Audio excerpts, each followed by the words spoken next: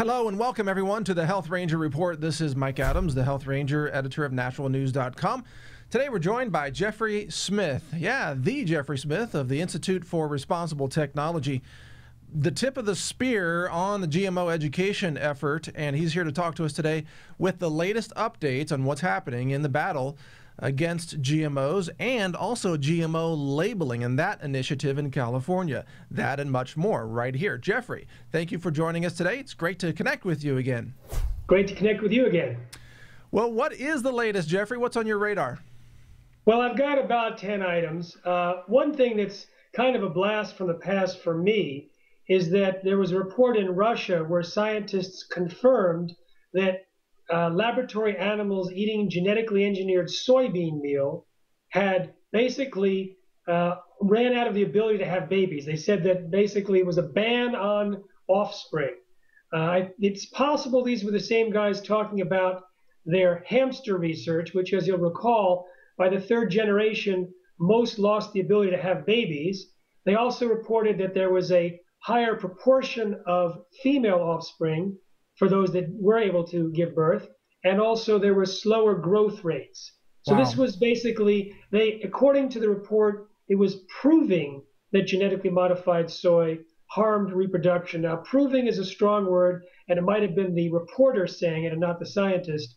But it was interesting. When I last corresponded with these scientists in Moscow, they said that they hadn't published the research because they weren't sure if the culprit was the genetic engineering or the Roundup, which is used on the genetically engineered crops. And as you know, Roundup can cause birth defects and endocrine disruption and can easily be responsible for reproductive failures. But the genetic engineering process not only has the inserted gene, but massive side effects that can occur as well. So that's still, we're waiting for publication on that one. You know, it's fascinating that you mentioned this loss of reproductive ability after multiple generations. Now, I know you don't get into conspiracies and all that, but one of the topics of conversation circulating these days is, Bill Gates says he wants to reduce the world population. Ted Turner says we got to reduce it down to 1 billion people. That means eliminating 5.8 billion, by the way.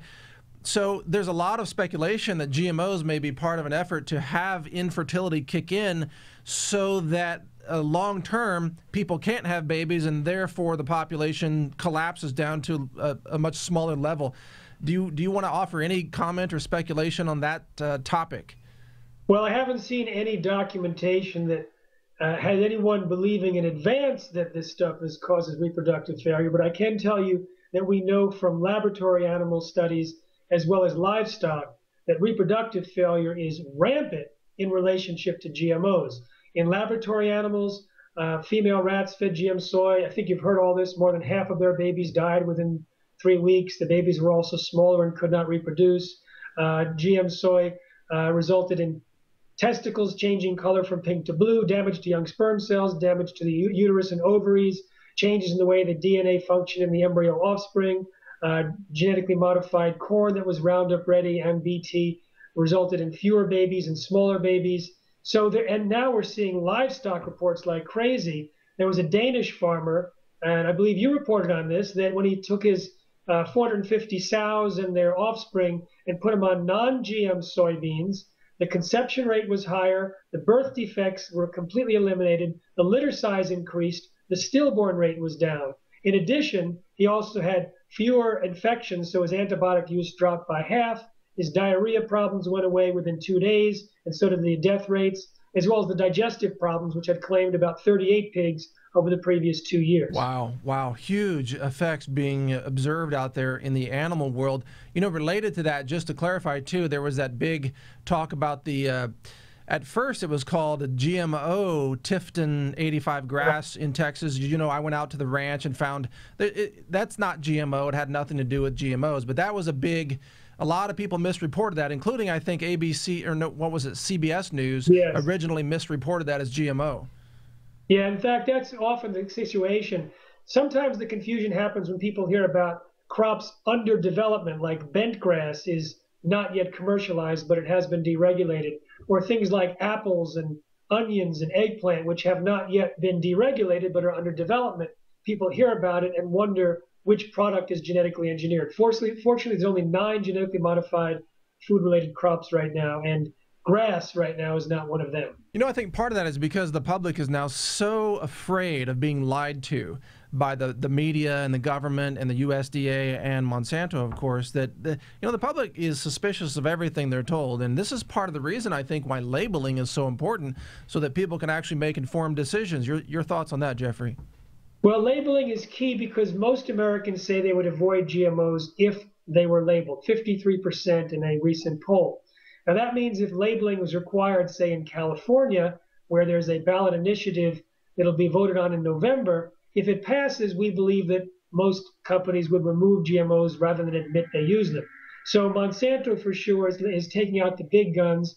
We expect tens of millions of dollars, maybe $100 million in disinformation campaigning. And they're already starting saying that labeling is going to cost people more money, that it's confusing, that it'll result in lawsuits. All of these are lies. And we're going to be rolling out a tour in California. I'm releasing a film next month, in part due to your support. Thank you again. And so we're going to be focusing our efforts on California education so that it'll antidote the lies of the biotech industry. But there's two other labeling issues that came up this past week. One is that the American Medical Association did not support a proposal by the Indiana chapter, which passed a resolution in favor of labeling of GMOs. The national conference did not.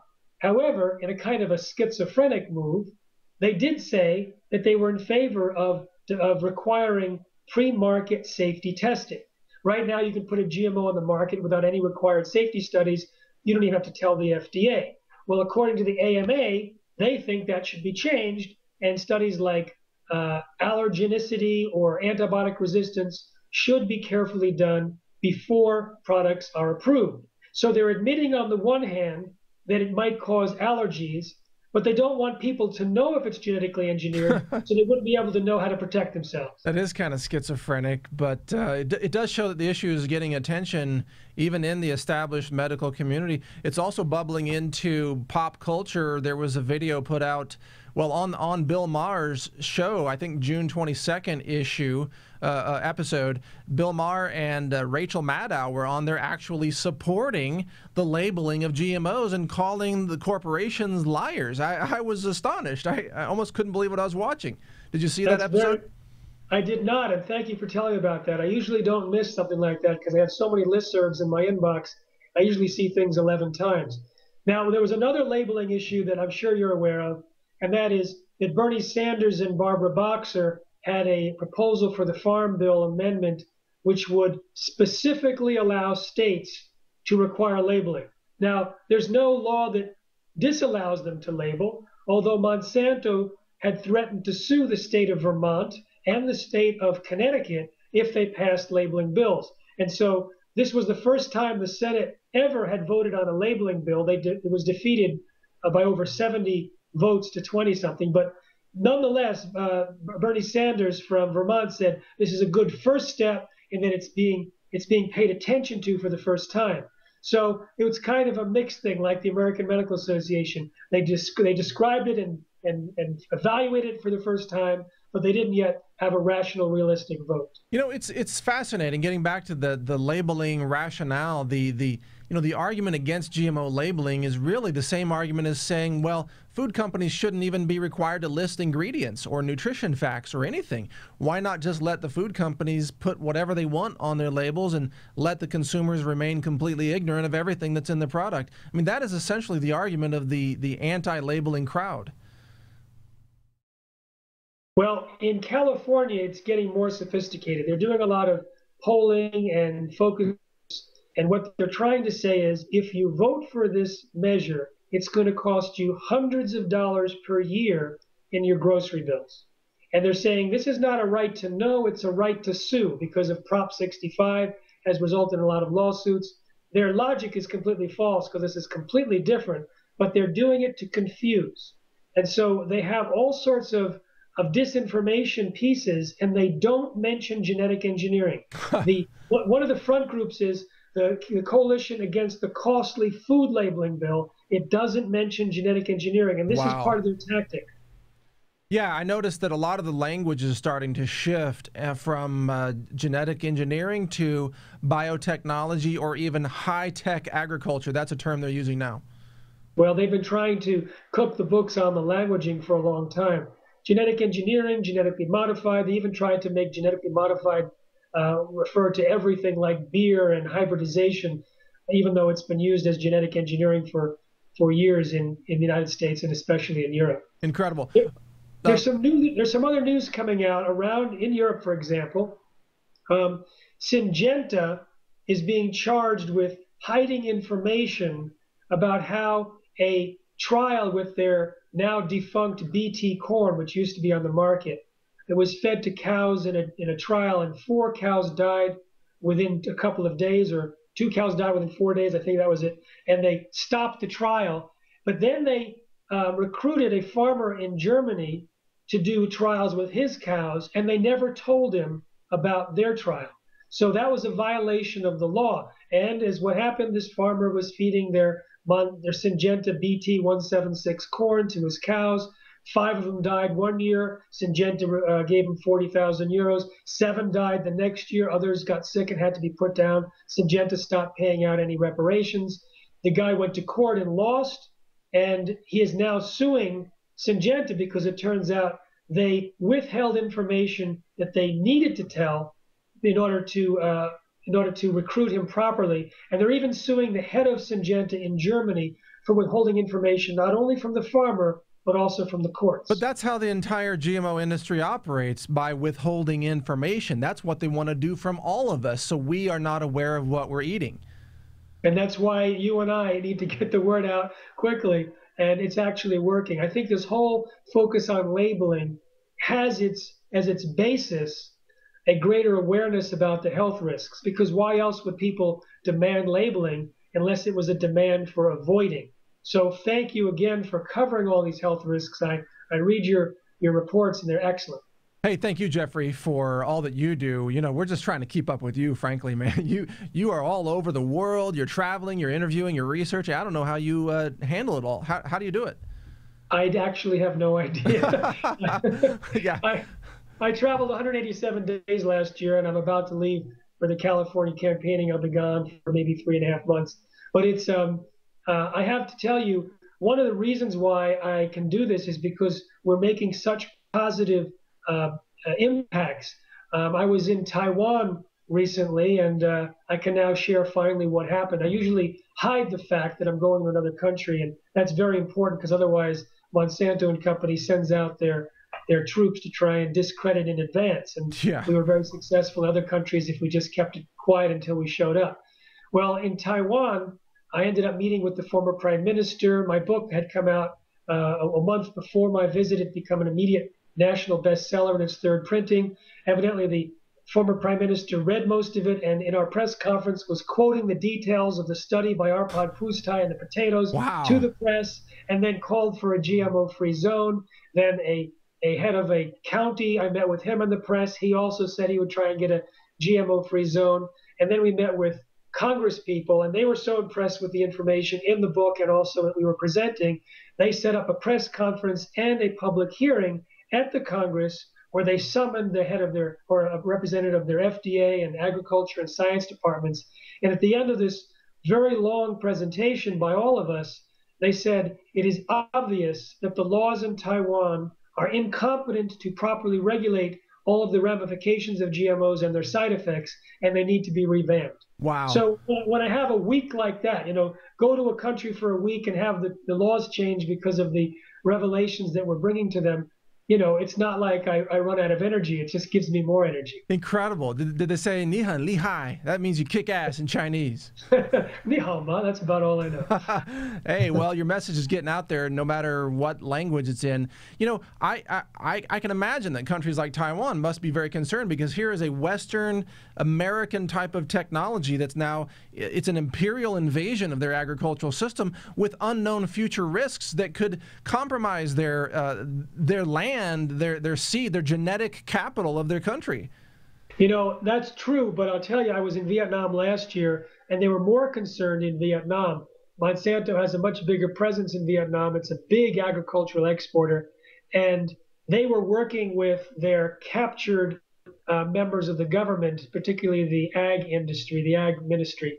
And when I went there last year, they also didn't mention in advance that I would be there. I went to a government-sponsored conference on GMOs, and the first couple of speakers were very pro-GM. I think they were from the ag ministry, and they didn't know who I was. And I was introduced as the keynote speaker, and I started to expose the lies of Monsanto. And I was told by people that these two former other speakers were looking around nervously, grabbed their cell phones, and left. And before we knew it, the trip the next day, which was planned to visit Monsanto's field trials, were canceled. And then a few days later, Monsanto's folks sent around an email to the officials trying to discredit me, but it was too late because I had gotten the truth out, and their efforts were just another example to the officials of how Monsanto was trying to hide the evidence of the problems associated with their technology. Yeah, it's extraordinary. There are all these efforts by these corporate giants to try to discredit people like you and me, and most of them are just laughable. I've been accused of being, I think, an alien, reptilian, Illuminati priest from Planet X or something. Well, that's very colorful. Yeah, I mean, it's very imaginative, yes. I was in Zambia a few years ago, and they were really raked over the coals when they had a famine and refused to import the U.S. genetically engineered corn for famine relief. Now, we know that no one died. Okay, no one died in Zambia. They were able to obtain food from other sources. However, this huge disinformation campaign echoed all over the United States and Europe to describe thousands dead, 20,000 dead, starving people. Activists like you and me were trying to say that the corn was going to cause cancer, there was poison that was going to cause AIDS. I mean, this, and then I was in Zambia and I talked to these Jesuit priests who were agricultural researchers, and they were talking about at their conferences the results of research on GMOs, which of course was not positive. And so Colin Powell tried to get the head of the Jesuit order in the Vatican to silence the Jesuit priests. Wow. And then someone from the U.S. government told the head of the Jesuit order in the U.S. that this one father had left a meeting screaming, saying, let them starve rather than eating GMOs. I talked to this priest, and he said this was completely false, although he was called by the head of the Jesuit order who was worried about it. The U.S. sent congressmen, senators, and professors. I talked to a former minister of agriculture who said when he was in the U.S. and he met Secretary Veneman, the USDA secretary at the time, he was introduced as the ambassador, the minister from Zambia. She wouldn't shake his hand. Instead, she said, backward country, and stormed off. Wow. So this was an example of a country that was just trying to protect itself from the health, environmental, and economic dangers of GMOs. So I ended up writing this 2 full-page spread article, which they put in their newspaper. Huge. It was supposedly the largest article ever published in this newspaper. It was vindication for their position years earlier, and I was on national TV and national radio, and I spoke to the House of Chiefs there. They were very grateful because they felt very alone and very victimized. And I talked to some of the ministers who really felt, personally affronted by this whole effort to force them. And it was amazing what the U.S. has done. What a great example, too, because it shows, people like you and I are bound by the honor and the intention of telling the truth. We do the research. We do not knowingly lie. Sometimes, on my website, we occasionally make a mistake and then we correct it. That happens. It's just part of journalism. I've caught you, actually. Yeah, you did. You did. Thank you. I appreciate that. And just so you know, that's always unintentional if that ever happens. But of course. But I make mistakes too. There's so much information that it's impossible to get everything right all the time. Right. But my point, Jeffrey, though, is that these corporations lie as easily as breathing. If their mouth is moving, they are lying. They will invent anything. They will say anything. They're not bound by the ethics or the morals or the honor of ever telling the truth. And that's what we are up against, you see. So you and I, we have to work 10 times harder to tell the truth, to document it, to back it up, where they can just lie and make up anything instantaneously, and they can get some traction with that sometimes. Have you heard the name Nina Fedorov? She was she wrote the book, actually I forget the name of the book, but she wrote a pro-GM book. She was the science advisor to Hillary Clinton and Condoleezza Rice. She left that position. Now she's the chairman, I think, of some big science group. And I talked to two very conservative scientists about her position on GMOs, and both of them got completely agitated and said, she's a liar. I've never seen these scientists say that. I'm not going to say who they are, but it was to them, it was absolutely blatant that she knew the truth and was willing to lie. Now, I don't know her that well, and I can't say that, but it's very interesting that even conservative scientists that are very scared to say anything is black or white, they just got all flustered when I mentioned her name. And I have seen clearly, we've caught these guys red-handed. In my book, Genetic Roulette, chapter 3 or part 3 is all about how they rig their research, and we've caught them red-handed lying, and yet it still gets counted as effective and appropriate for the FDA purposes. Yeah, yeah. Well, look, we are winning. You are winning big time. The GMO labeling campaign, it's on the ballot. That's a huge victory. Tell us now, Jeffrey Smith, what can Natural News readers and viewers do today to continue the victory, to have the big victory, require labeling in California, and end the curse of GMOs in our nation? What can people do? We're actually about to send out an email to our subscribers at responsibletechnology.org, where we're going to be raising financial support for victory in California through some of the messaging that you and I know can change not only a vote, but also behavior, so we can have a victory not only at the ballot box, but at the cash register. We're also going to be laying out different things that people can do. We want to have a social media army, a click and send non-GMO revolutionary army, so people can every day repost, retweet, or pass on information that we will supply and that we'll gather from others to supply. We're looking for help in a variety of ways, specific talented things like writers and editors, etc., filmmakers, graphic artists, fundraisers, and people to host our tour of more than a dozen people around California.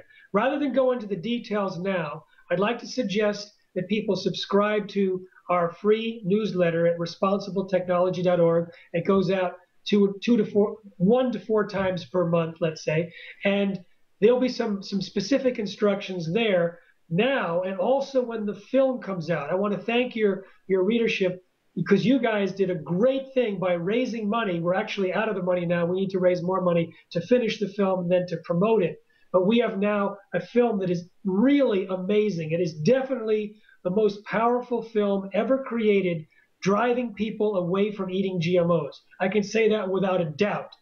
We know that our lectures change people's diet on the spot. This is far more powerful. Many, many doctors, veterinarians, farmers, scientists, individuals who have switched, parents who've changed their kids, autistic kids, with clear, unmistakable results. So this is coming out in July, and I wanted to ask the listeners and readers of Natural News to participate in making this thing seen by people throughout California. And there'll be a way that people can do that and pass on links for people to watch it. It'll be a whole plan that we're putting together. And in fact, I'm going to bring you into helping with that plan so we can make sure we can get it to the most number of people. Absolutely. We're completely on board with that. All you got to do, you and I hardly talk because we're so busy. Just you've got my cell phone number. Just text my phone. You don't even have to call. Just text me and then forward the stuff to my email, and then we'll get it organized and we'll get it out to our list, because our readers are just big on supporting you and your group and mandatory labeling and telling the truth about GMOs. That's absolutely huge. So we're completely on board with that. We'd love to show the film or trailers from it or sneak peeks, behind the scenes stuff that didn't make it into the final cut. Everybody's fascinated by this, so please, let us do whatever we can. In the meantime, go ahead. So the idea that we have for California is the messaging has to antidote the lies. Now, there's going to be, let's say, $60 to $100 million spent in the lies. We can't go up against that with advertising money because it's going to be a pittance compared to what they'll spend.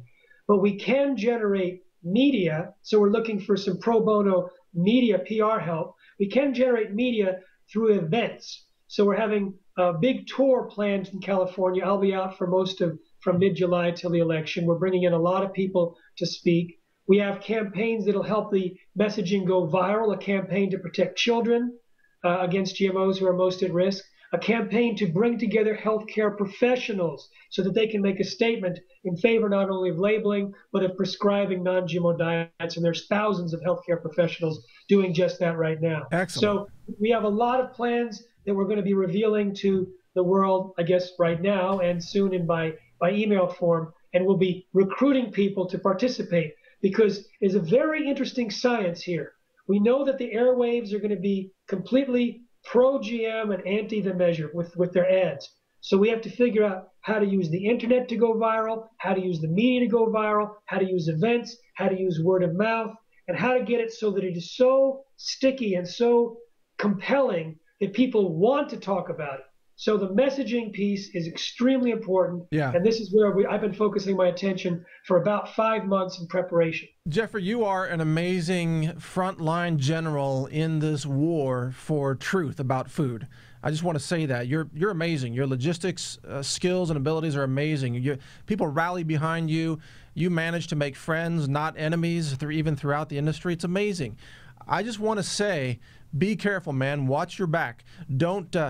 These corporations, I can tell you from experience, they will do anything to silence your message. So I want you to be very, very cautious.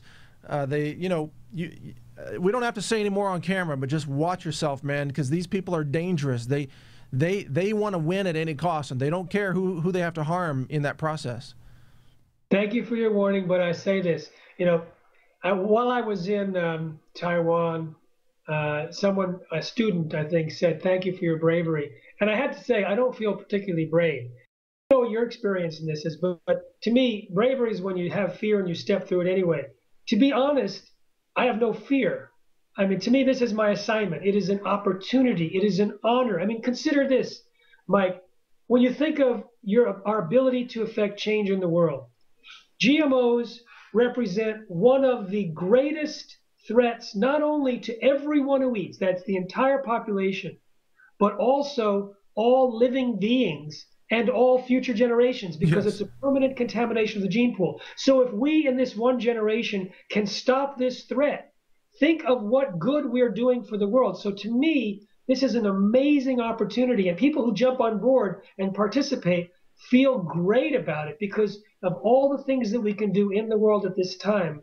This is fairly unique in its ability to protect, again, all living beings, all future generations. Yeah, a lot of people talk about saving the world and saving the future, saving the planet. Well, this is something that's very practical that is actually that, literally saving the genetic integrity of the future of life on our planet. And you're right, Jeffrey, how often do we have an opportunity to take action and contribute to that really sacred achievement, that sacred protection of life that will sustain us for endless generations? I mean, this is a sacred mission, you could even say.